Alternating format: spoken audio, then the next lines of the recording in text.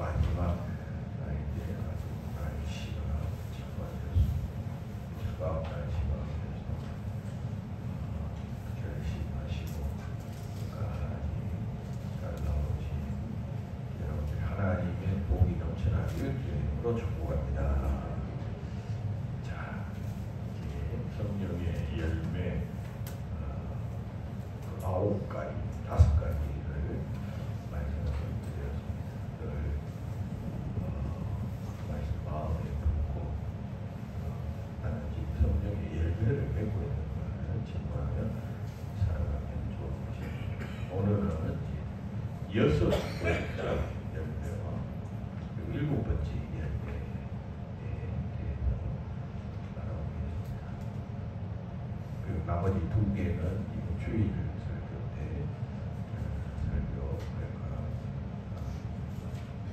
자, 6번째 성령의 열매는 양선.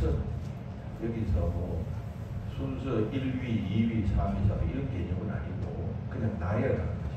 그러니까 동등한 어떤 권위라고 해가지고 사랑이 제일 먼저 나오는데 사랑이 1번이고 희락이 2번째, 화평이 3번째 뭐 이런 게 아니라 다 똑같은 열매다. 그러니까 양선이라는 말은 좀 생소한 단어입니다. 한문으로는 어질양, 선할 선자. 그러니까 우리말로는 어질고 선한 것이죠.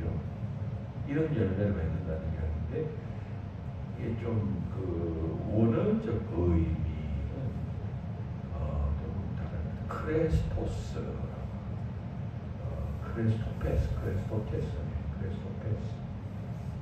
라고 하는데 이건 죄송합니다. 크레스토페스 얘기가 자비고 이것은 아가도시네라고 합니다. 아가도시네라고 하는 단어는 바울서 시인에서 이곳에만 나오는 용어인데 이것은 아까 이야기한 크리스토페스 자비보다 좀 더 적극적인 선을 이야기합니다. 자비라고 하는 말은 이제 영어로는 kindness, gentleness라고 했죠. 신사다운 것 그리고 친절한 것 이게 자비인데 이건 일종의 우리말로는 큰 구분이 없잖아요. 양선하고 다 선을 행하는 것, 착한 것, 선량한 것, 친절한 것 뭐 비슷한 개념 별로 구분이 없는데 여기서 이제 이 양선이라고 번역된 이 아가도시네라고 하는 좀 더 적극적으로 선을 행하는 것이라고 그렇게 보면 그러니까 그 영어에서나 우리말에서는 좀 의미가 중립적이고 소극적이고 착하고 뭐 이렇게 선량한 것 그렇게 이야기하면 소극적이고 그런 개념 아니에요. 중립적이고 여기서 원어의 뜻은 강하게 선을 행하고 더 적극적으로 착하게 살 일이 없는가 싶어서 찾아보는 것, 행하는 것, 적극적인 선행을 뜻한다고 그런 열매가 있습니다. 우리가 성령 받고 예수 믿고 그리고 성령의 충만함을 받으면 그런 역사가 일어난다는 이야기가 되겠고 또 우리가 진실되게 바르게 신앙생활을 하고 그리고 믿음으로 주를 나의 구주로 영접하고 그리고 구원에 대한 확신이 강하게 들면 들수록 이런 일이 그냥 자동적으로 일어난다고 하는데 우리 개신교회에서는 이 양선 또 선행 이런 것들에 대해서 굉장히 좀 무시하는 경향이 굉장히 많습니다. 다른 종교, 특히 불교 같은 그런 종교에서는 이거 굉장히 중요하게 생각하죠. 선을 행하고 착한 일을 하고 이러면 이런 것을 강조합니다. 그래서 불교 믿다가 기독교 개종한 사람들 보면 선행을 많이 합니다. 몸에 배어 있으니까. 근데 우리는 믿음으로 말미암아 구원을 얻는다. 행위로 구원을 얻는 것이 아니다라고 하는 기독교의 근본 가르침에 익숙해져 있어서 행위를 애써 폄하하는 경향이 있습니다. 그런데 우리가 기억해야 하는 이것은 성령의 열매이다. 예수 잘 믿고 그리고 신앙생활하고 믿음이 있으면 그냥 자동적으로 이 양선의 행위는 나타난다는 것입니다. 그 원리는 뭐냐 하면 너무나도 내가 그 값없이 큰 은혜로 구원받았으므로 내가 여러분 마땅한 윤리라 했죠. 기독교의 윤리 마땅한 윤리 너무나도 큰 것을 받아서 내가 가만히 있을 수가 없죠. 우리가 인간관계에서도 남으로부터 뭐 사랑을 받고 선물을 받으면 가만히 있습니까? 가만히 있으면 안 되죠. 뭘 해도 좀 그 사람을 위해서 내가 해주고 싶고 받은 만큼 돌려주고 싶고 마음을 나누고 싶은 것이 그 인지상정이라고 말하죠. 하나님과의 관계도 우리가 그래야죠. 그냥 자판기 눌러서 나와라 하듯이 하나님을 그런 비인격적 개념으로 설정해놓고 신앙생활을 한다면 그 사람은 결코 좋은 신앙이라고 할 수 없습니다. 그것도 그렇게 해서는 또 안 되고 마땅히 아니 주님은 나를 위하여 십자가를 지시고 죽기까지 하셨는데 내가 그냥 가만히 따뜻한 방에 가만히 앉아서 그냥 내 것만 챙기고 있으라고요. 기독교는 그런 개신교는 그런 종교가 아니라 그 은혜에 대해 너무나도 감격해서 감사해서 선한 일을 하고 바르게 살고 그 말씀을 순종하는 그런 생활을 해야 한다. 양선을 우리는 그런 개념. 이것을 공로의 개념으로 생각하면 안 되고 우리가 이렇게 착한 일을 하고 막 이렇게 해야지 뭐 하나님께서 더 복을 주시고 또 뭐 잘 되고 하는 이런 쪽으로 생각하면 그건 공로주의가 되는 것이죠. 구원은 우리가 어떤 뭐 강한 또 큰 어떤 공로를 세우고 심지어 우리의 목숨을 주님께 드려도 그것이 공로가 되어서 우리가 구원받는 것은 아니다 했죠. 인간의 선행은 인간을 구원할 공로가 되지 못한다라고 하는 이야기예요. 그러니까 공로주의에 빠지면 안 된다. 교회생활, 신앙생활 할 때도 내가 뭐 이만한 공로를 드리고 교회를 짓는데 그냥 내가 거의 반 이상을 뭐 기부를 해서 헌금을 해서 했고 하면 괜히 어색해지고 교회 안에서 내 말을 안 들어 이렇게 되잖아요. 이게 공로주의에 근거한 교만 자만이에요. 그건 안 되죠. 그거 우리가 항상 신앙생활하면 주의해야 합니다.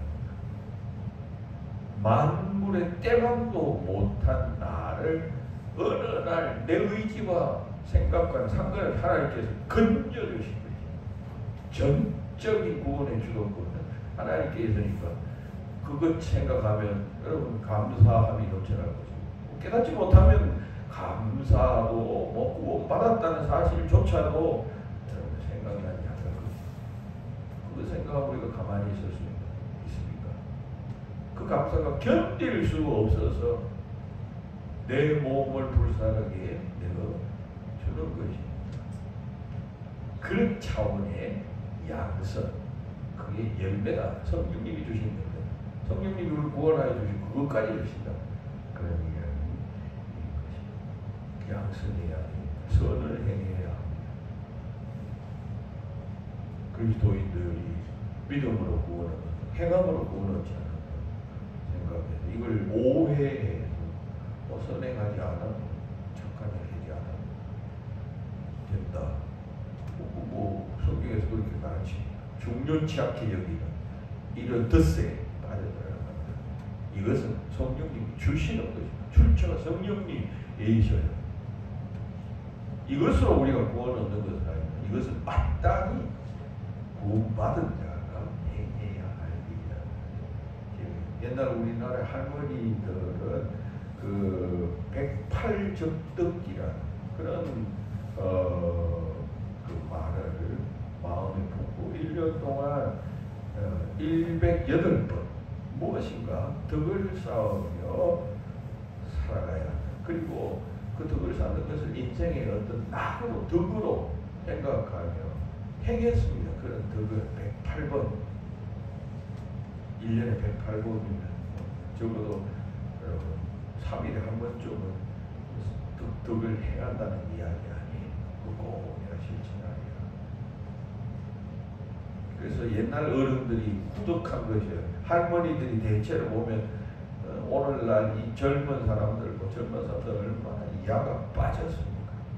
이기적이고 그 자기중심적이고 내가 오케이 안 하면 만사를 다 거절하는 이런 문화와 시대의 조류에 좀 섞여 살아가고 있는데 제가 볼 때는 이제 한 30년 후에 이 세상은 어떤 세상이 될까? 이 세상 그런 생각을 가끔 할 때가 있어요. 요즘 젊은이들 사고방식을 근데 우리 때는 그 어떤 뭐 물이라 은혜의 물이라 할머니들이 선한이라고 여러분 시골에서 보셨죠?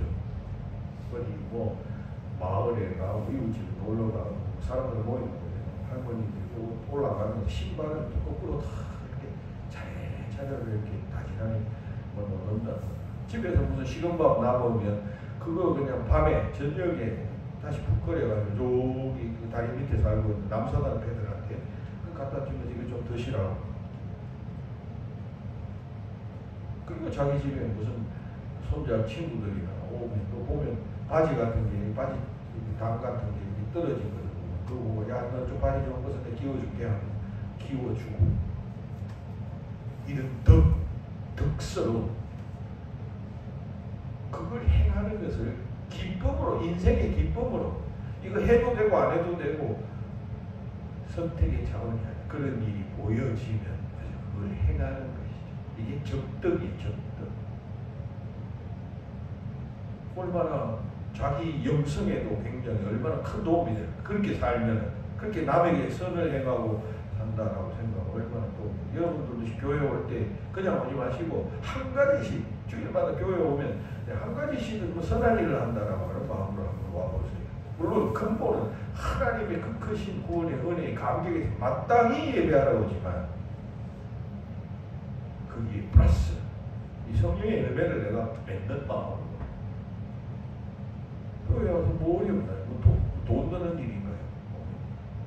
마당을 한번 쓴다든가 뭐 그냥 휴지를 줍는다든가 가끔 여기 주차장에 가면 뭐 과장 봉지 같은 거 이렇게 틀림없이 교인이 버렸다라고 추정할 수밖에 없고 물론 바람에 의해서 막 이렇게 달려오는 것도 있죠. 틀림없이 어떤 교인이 그냥 안 보는 사이에 벌써 아이들이 주로 그랬겠지. 그런 걸 가끔씩 볼 때가 있습니다. 그럼 그 하나 주스가 쓰레기통에 버리는 적덕 아니에요. 그러면 그 하는 사람이 제일 기쁘죠. 양성의 연대를 내는다는 것을 기억하시고 선행하시고 또 우리 교회는 남성이 적어서 뭐 무거운 것 이렇게 들거나 할 때 여성 전도님들이 고생하고 이렇게 그러면 남성 전도들 옷 벗고 그냥 여학기 하면서 이렇게 같이 한다. 그 선행 아니에요. 적덕이에요. 그런 양성의 열매.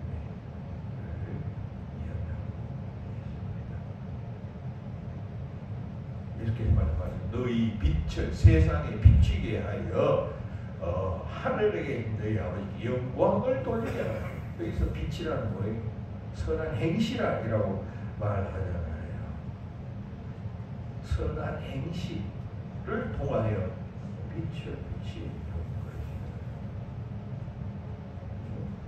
그러니까 그런 차원으로 이 말씀을 이해하고 여러분 기독교의 약점이 믿음으로 구원 얻는다. 따라서 해망으로 구원 얻지 않는다. 이 말에 우리가 뜻에 걸리는 것 이게 그 기독교의 뭐라 그럴까 함정이라 그럴까요? 약점이에요. 그래서 이걸 자기 좋은 식으로 행동하는 자기 합리화의 방편으로 삼는 사람이 많아요. 그래서 한국 기독교가 비난받는 이유가 그것 아니에요. 믿음으로 구원을 얻는다고 뭐 자기는 좋아하고 하는데 세상을 위해서는 뭐 하는 게 없어요. 욕만 얻어먹고. 그게 얼마나 중요한 문제였죠. 현실적으로 오늘을 살아가는 그리스도인들에게 이 덕을 쌓고 양성하는 문제가 얼마나 지금 현재 상황에서 많이 부족한가. 이런 부족한 것은 더 채워야 돼요. 잘하는 것은 좀 억누르고 모자라는 것은 자꾸 채워가야 돼요. 양선의 의미를 깊이 생각하시고 일곱 번째 열매는 충성입니다. 충성. 충성은 피스티스. 이것은 그 믿음이라고 번역해요. 피스티스. 믿음이라고. 개역 성경에는 충성, 성경에는 충성, 세번역 성경에는 신실이라고 번역해요. 피스티스 이를 믿음이라 할 때는 주로 인간 또의 인간과의 관계를 말할 때는 믿음이라고 하는 용어로 번역. 하나님에 대해서는 충성이라는 개념으로 그렇게 볼 수도 있겠습니다. 우리가 충성할 때 충성은 왕께 하는 어떤 뭐 적극적인 순종과 선행을 의미하는 것 아니겠어요? 그렇게 본다면 하나님과 우리와의 관계, 군신 관계라 할 텐데 그 하나님에 대해서 충성 혹은 이 피스티스라고 하는 단어를 그냥 그 신뢰, 신실 이런 개념으로 본다면 인간과의 관계에서 우리가 살아갈 때 서로 신뢰의 관계, 신실의 관계가 있어야 친구가 되고 서로 위해주고 아름다운 관계를 유지하고 만약 이게 깨어지고 여러분들 사이에 불신이 생기고 서로 그냥 신실하지 않고 거짓말을 자꾸 하고 뭐 이러면 여러분 그 관계가 오래 가겠습니까? 피상적인 관계에 그냥 머무는 것이죠. 사람이 살아갈 때 그냥 아주 가까이서 도우며 이해하고 하는 그런 좀 깊은 관계가 있는가 하면 어떤 사람은 그냥 만나서 안녕하십니까? 잘 지내셨습니까? 요거로 끝나는 관계가 있잖아요. 어떤 사람, 어떤 심리학자는 이 인간의 관계를 5가지로 계단화시켜 분류를 해요. 그건 한 2차원적 만남의 관계에 지나지 않는다. 여러분도 교회 와서 안녕하세요, 잘 지내시오 이렇게만 인사하고 만나고 헤어지면 그건 아주 저차원적인 그런 관계예요. 근데 어떤 교인들은 막 서로 아픔도 알고 슬픔도 알고 도와주기도 하고 막 이러잖아요. 그건 점점 깊은 아주 차원 높은 관계인 것이. 더 높으면 거기서 영적으로 막 위에서 그 영혼까지도 그 가정의 구원까지도 위해서 기도해주는 관계가 되면 그건 5차원적 관계예요. 5차원적. 그러니까 이웃과의 관계 신실해야 해요. 신실이라는 것은 믿을 만하다는 것 아닙니까? 그래서 믿음이라고 번역을 합니다. 서로 믿음을 주는 관계가 되어져야 합니다. 근데 이게 열매다, 성령의 열매다라고 하는 차원으로 지금 바울은 사람에 대해서 오늘 본문의 말씀으로 우리 사람에 대한 개념으로 이해한다. 인간에 대해서 서로에 대해서 신뢰를 두고 신실해요. 신실은 또 성실로도 번역한다 했죠. 성실해야 됩니다. 만사에 다 성실해야지. 여러분 성실하지 않으면 이런 열매를 맺을 수가 없죠. 영국 유명한 사상가인 칼라일 이런 보죠. 어느 날 한 귀부인으로서 편지를 받았답니다. 내용은 이 인간 세상이 정말 끝없는 번뇌와 공허감으로 가득 차 있고 내가 참 인생의 의미와 삶맛을 느끼지 못합니다. 어떻게 하면 좋을까요? 뭐 이런 질문이어서 이 사람이 유명한 사상가, 철학자입니다. 질문을 했습니다. 도망간다는 것이 삶은 나는 델 카일라일 그 부인에게 편지를 썼답니다. 이런 내용의 편지를 썼다고 해요. 당신의 바지꼬리를 잘 보십시오. 틀림없이 떨어져서 실이 헝클어져 있을 것입니다. 당신의 옷장을 열어보십시오. 틀림없이 정리가 잘 안 되어 있을 것이니 잘 챙기십시오. 무슨 말입니까?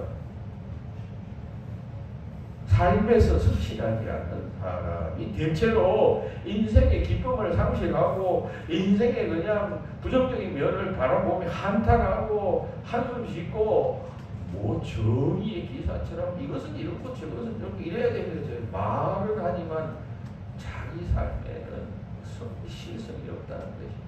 그런 사람이 주로 이 삶에 대해서 비난하고 한다고 하는 이야기입니다. 성실해야 됩니다. 성실하는 것을 좀 작은 것에 그냥 충성을 가지고 의미를 가지고 그냥 이 남이 다 하지 않으면 내가 한다라고 하는 사람, 그 성실한 사람 아니에요. 러시아의 때 문호 톨스토이가 선 단편 가운데 세 가지의 문이라 세 가지 의문이라는 그 작품이 그 보면 세 가지 의문 뭐냐 하면 이 세상에서 가장 중요한 때가 언제이냐? 그 첫 번째 의문이라. 그 중요한 때는 지금이고 두 번째 세상에서 제일 중요한 사람은 누구냐? 지금 만나고 있는 그 사람. 셋째, 이 세상에서 제일 중요한 일은 무엇인가? 최선을 다해서 선을 베푸는 일이다 라고 말해요. 최선을 다해서 여기 방점을 둔다면 성실한 것이다 그런 이야기가 성실하게 자기 맡은 일에 그냥 최선을 다하고 그게 이 세상에서 제일 중요한 일이다. 지금 여기에 그죠? 내일은 일이 아니라 아프리카에 가면 야맹교가 있다는 이야기. 야맹교. 이 새는 밤이 되면 그렇게 구슬프게 운다. 왜냐하면 이 새는 남의 둥지에 가서 자기 둥지를 짓지 않고 사는 그런 특별한 새인데 그러면 그 둥지 주인새가 자기 둥지에 야맹교가 들어가 있으면 맨날 공격할 거다. 그래서 막 콕콕 찌면서 막 나가라고 공격하면 그냥 공격에 슬퍼서 우는데 그 우는 소리가 내일이면 내가 집을 지어야 내일이면 내가 집을 지어야 이 그냥 이 모욕을 내가 당하고 있는 그래놓고는 그 다음날 되면 또 마찬가지로 남의 집에 들어가서 들락날락하는 그렇게 사는 그래서 이름이 그 야맹교라고 우리말로 그렇게 보니 그 본명은 그런 뜻이랍니다. 내일이면 집을 지어야 해놓고는 안 잊는다는 것이 나가 실컷 놀고 또 밤 되면 또 어디 가서 잘 데가 없나 남의 집 기웃기웃하고 자다가 또 그렇게 또 그냥 당하고 있어요. 불성실한 사람. 성실은 이건 뭐 능력 있는 사람만 하는 게 아니고 누구든지 할 수 있는 쉬운 일이에요. 그저 이래서 의미를 부여하고 붙잡고 행하고 하면 여러분 사람들로부터 인정받잖아요.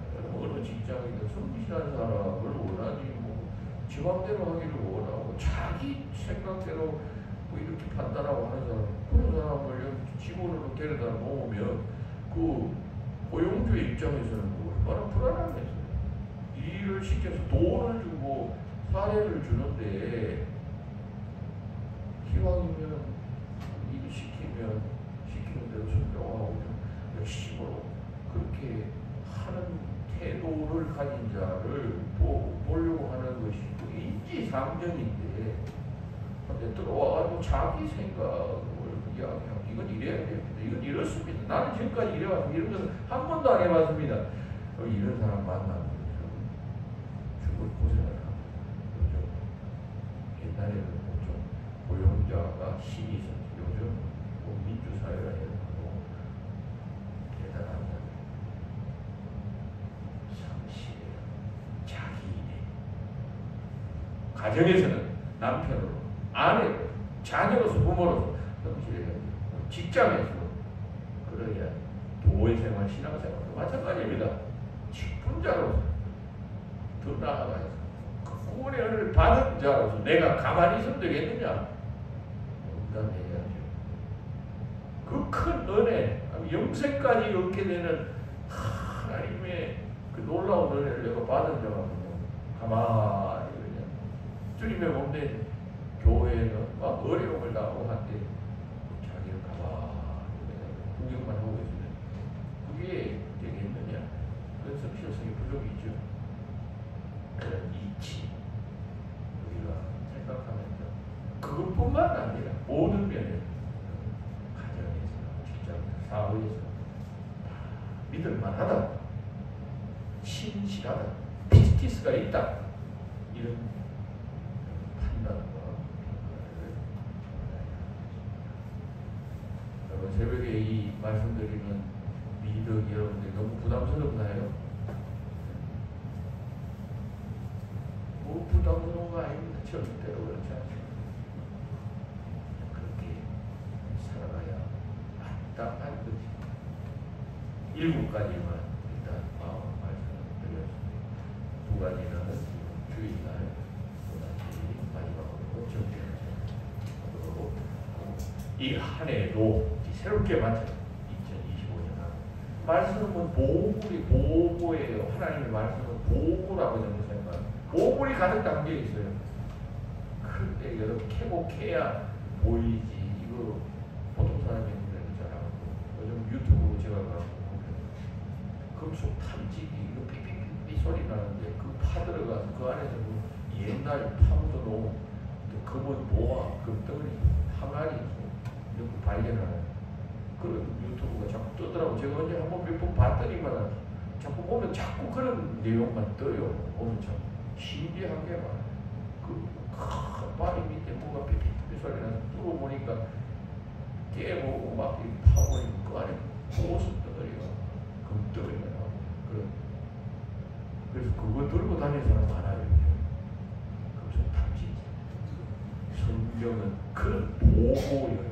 하나님의 말씀을 보고 이걸 왜 멀리 합니까? 왜 공부 안 합니까? 여러분 집에 여러분 주석책 정도는 창세기부터 요한계시록까지 설명해 놓은 주석책 하나는 여러분들 가정에 꽂혀 있어야 돼요.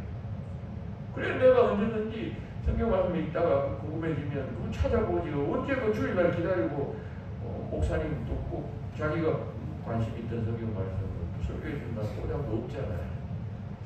그런 위대한 400~500년 역사를 거쳐오는 많은 신학자들 성경학자 해석해놓은 그 책들 이게 무슨 말인가 싶으면 찾아보면 귀한 이 생명의 말 일생 가까이 이 새벽 기도에 그 같은 여러분들 다 되시기 주의 이름으로 축원합니다. 감사한 것 같으신 분이 정순례 권사님 또 김영진 목사